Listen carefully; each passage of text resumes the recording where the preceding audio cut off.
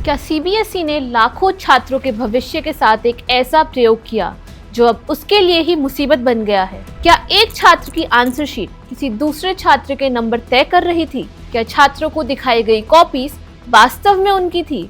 और सबसे बड़ा सवाल, अगर एक छात्र की कॉपी बदल सकती है तो क्या बाकी छात्र पूरी तरह सुरक्षित है? सीबीएसई 2026 का रिजल्ट सीजन अब सिर्फ मार्क्स का मामला नहीं रह गया है।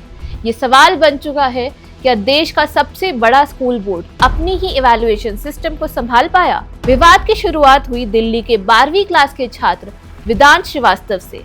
रिजल्ट आने के बाद वेदांत ने अपनी फिजिक्स आंसर शीट की कॉपी मंगाई, लेकिन जो आंसर शीट उसे दिखाई गई उसे देखकर परिवार हैरान रह गया। वेदांत का दावा था कि हैंडराइटिंग उसकी नहीं थी, आंसर्स उसके नहीं थे, प्रेजेंटेशन उसकी नहीं थी, यानी जिस आंसर शीट के आधार पर उसके मार्क्स तय किए गए वो कथित तौर पर किसी और की आंसर शीट थी। परिवार ने सीबीएसई को ईमेल किया, सोशल मीडिया पर पोस्ट किया, न्यूज चैनल से बात की और मामला वायरल हो गया। मीडिया रिपोर्ट्स के मुताबिक बढ़ते दबाव के बाद सीबीएसई ने परिवार से संपर्क किया और सही आंसर शीट उपलब्ध कराई।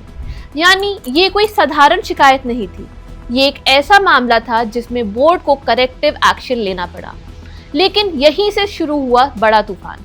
वेदांत के मामले के बाद कई छात्रों ने सोशल मीडिया पर अपनी शिकायतें साझा करनी शुरू कर दी। इनमें सबसे चर्चित नामों में से एक था संजना। उसने दावा किया कि उसकी केमिस्ट्री आंसर शीट में सिर्फ कवर पेज उसका था, जबकि अंदर की राइटिंग किसी और की लग रही थी।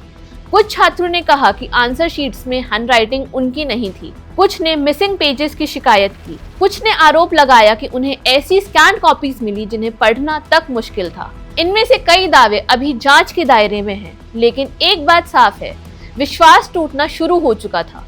और फिर सामने आया इस पूरे विवाद का दूसरा और शायद सबसे बड़ा पहलू, सीबीएसई का नया ऑन स्क्रीन मार्किंग सिस्टम यानी OSM। वही सिस्टम जिसे सीबीएसई इवैल्यूएशन का भविष्य बता रहा था। OSM के तहत आंसर शीट्स को स्कैन करके डिजिटल फॉर्मेट में इवैल्यूएटर्स को भेजा गया। मकसद था फास्टर इवैल्यूएशन। लेकिन परिणाम आने के बाद हजारों छात्रों ने सवाल उठाने शुरू कर दिए।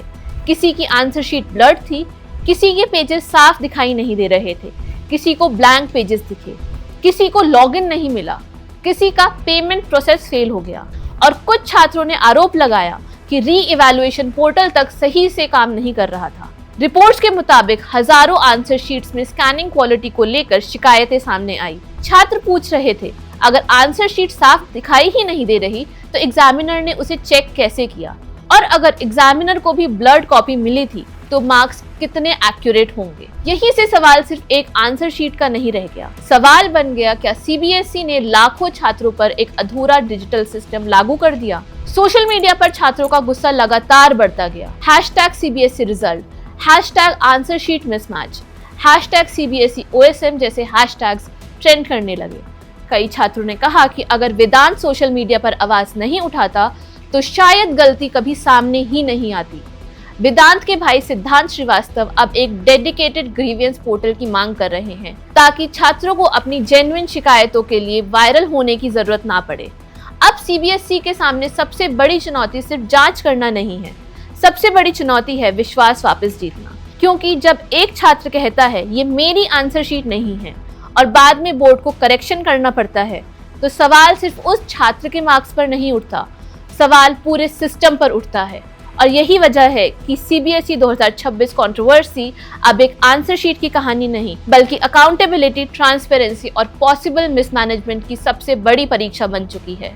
आज सवाल सिर्फ वेदांत के नंबरों का नहीं है, बल्कि लाखों छात्रों के भरोसे का है। क्या सीबीएसई को सभी विवादित आंसर शीट्स की विशेष जांच करनी चाहिए? अपनी राय कमेंट में लिखिए। मैं हूं विशाखा शर्मा और आप देख रहे हैं one India Hindi. Subscribe to One India and never miss an update. Download the One India app now.